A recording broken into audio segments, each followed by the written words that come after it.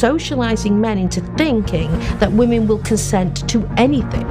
Center for Child Protection is reporting a huge spike in the number of victims of sexual extortion. Police say that Telegram is quickly becoming another go-to app like these and what parents need to know. I'll warn you guys right now, the app we're seeing is now Telegram. The one that is consuming almost a whole generation with the speed of a rocket, if not the speed of light or sound. And this leads us to our next chapter. The dark world of Telegram.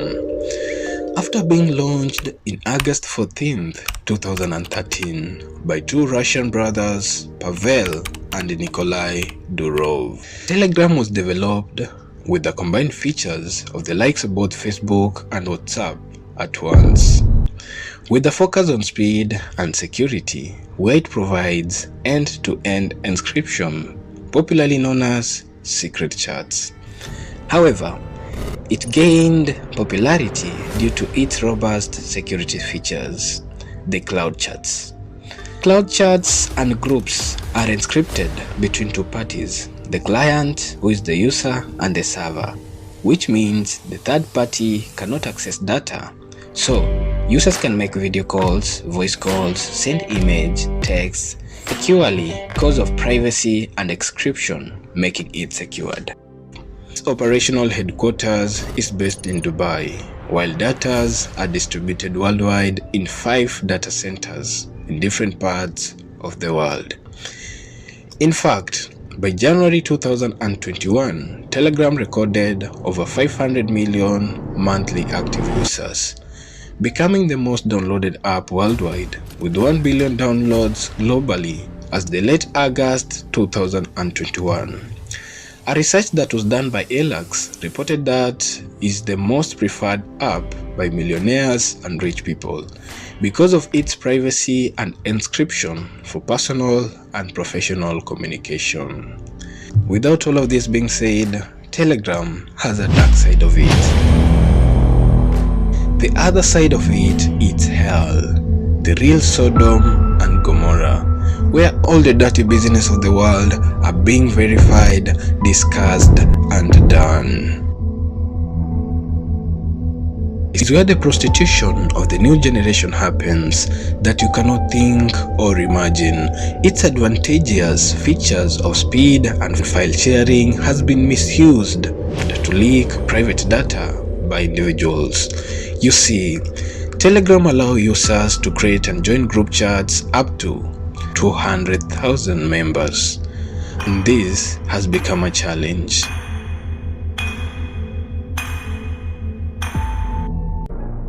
Since all of us understand the simple science that if you put a single rotten apple in a basket with other 20 apples which are fresh and healthy, give it time, you will realize the one rotten apple will influence others, and at the end of the day, you will have 21 rotten apples. Have you ever asked yourself, since the good apples are 20, why is it that they cannot influence the single rotten apple to change its state into fresh and juicy?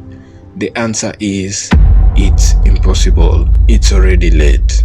So imagine a group of 200,000 individuals being influenced by one rotten apple. We are losing a generation. This is our whole village, and there are several other groups that we cannot count. Thousands and thousands of groups having the same agenda, addressing mostly women as their big target to silence them in sharing explicit content. They took Telegram's features for weakness, and without fear of being recognized or repercussions, they began creating massive groups to leak nudes, porn, copyright songs, movies, and anything illegal. Let's be for real and imagine a stolen nude of an innocent young lady being shared in this group of 200,000 people. These groups have gone far till nowadays they share links on Facebook to invite more victims, mobilizing more and more people to join and fill their evil groups. The groups have an hierarchy of administrators, popularly known as admins and moderators responsible for managing and ensuring compliance in those groups. Telegram has largely failed to target these groups since they depend on users' report. But I'm asking, how will you expect hyenas to report that there is meat there? They can't report, rather they will evade detection. We managed to join these groups with anonymous profile accounts, and we realized these pictures belong to someone innocent who was stolen from them and shared by exes after the breakup. Others are filmed by prostitutes, and some others are secretly recorded during video calls. My team and I, we've been researching and tracing how intimate pictures of mostly women circulate on Telegram like bitcoins. Naked bodies posted in groups like awards and jewels to shame and blackmail them. This happens mostly to the people who works abroad, who to one reason or the other are single and emotionally down because they miss their families. They become the most targeted people. They target mostly caregivers in Gulf, among many other countries. So, these cons will innocently approach you, and by time, they will make you helplessly fall in love with them. However, once you fall in love with them, thinking it's real, it's not. This is a business, and they are very intelligent about it. They will take your vulnerability and video call you. They will ask you to remove your clothes, and because you trust them for the way they speak, or if love makes you blind, overcoming reasoning, you will do their wish, but secretly they will screen record you. Then few days, what follows? They will ask you for money. If you won't send the money, they will threaten you with screenshots that they recorded that you are not even aware of. Here's a story of one victim, a young lady working in the Middle East. We've hid her name because of safety. We interviewed her. She is 34 years old, a mother of 2. A son who is 15 years old, the elder, and the younger one is 11 years. She told us that she realized her 30-second long video she had sent to one and only boyfriend, a well-known person she dated and loved so passionately in Kenya before relocating to come and work in Gulf, have been posted in different groups on Telegram. She also introduced us to the next victim, who is a friend at 27 years old undergoing the same, who is not even sure how a video was being recorded and shared on a group of over 100,000 people. Some of the people in the group are a village people who have seen her naked. She claimed her lover, whom they met on Facebook and started an online relationship, hoping to end it in marriage, threatened her to send him money from abroad, where she is currently working with limited salary to support her family, or leak the screen recorded clip. It was a painful betrayal. We could even see through her eyes. She told us she is even scared to go home for vacation because she is embarrassed that the video might have gotten to the family.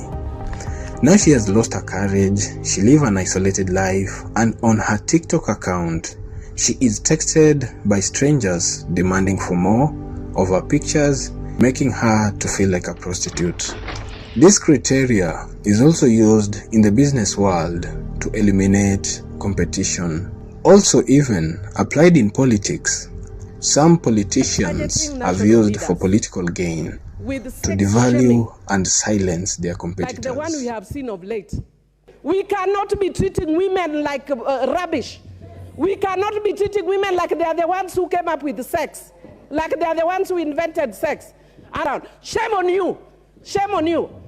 Who told you that a woman posted photos of herself? You come here, post photos. Who hasn't had sex? Even I have had sex. Otherwise, why is my name Mrs. Mabona? But you cannot use, even today I've had.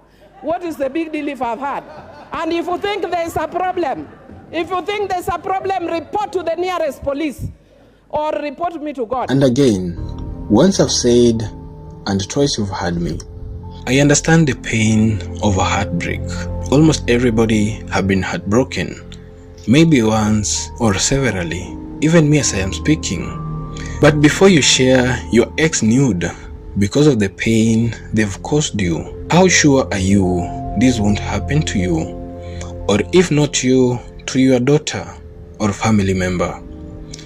Exposing your ex is an option, but it should not be the first option. It's not that if you can, it means you should. You are a man with balls. Wacha umama. In this life, what goes around comes around. You are busy breaking families, souls are crying, families are crying, parents are crying. Think about it. It's not fair. I understand you are sanitizing the streets, as you call it, but there is a way to do it with love rather than exposing them. We can't judge those who have been exposed. My goal is to inform us, including me, not from a standpoint of condemnation, but to give us enlightenment. Let's hold hands together to fight this crime of our time. This is not an ordinary information. We must do something to stop this. Thank you.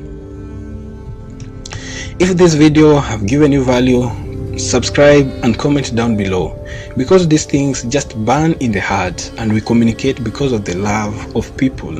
If you can't understand Abraham today, you are just naive and young. Wait till you grow old. When life gets real, you'll come to remember why all these words were wrote. Let's learn from the stories of other people's and not repeat these mistakes.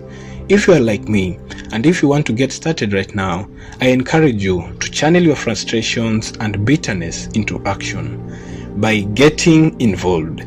Share this video to many as you could and let them be aware of these things so that they don't stumble and fall for these goons and manipulators. Our hearts may be heartbroken today, but tomorrow we will get up and stand, having courage to create the world that we all deserve. We have more to push for, to speak for, to mobilize for.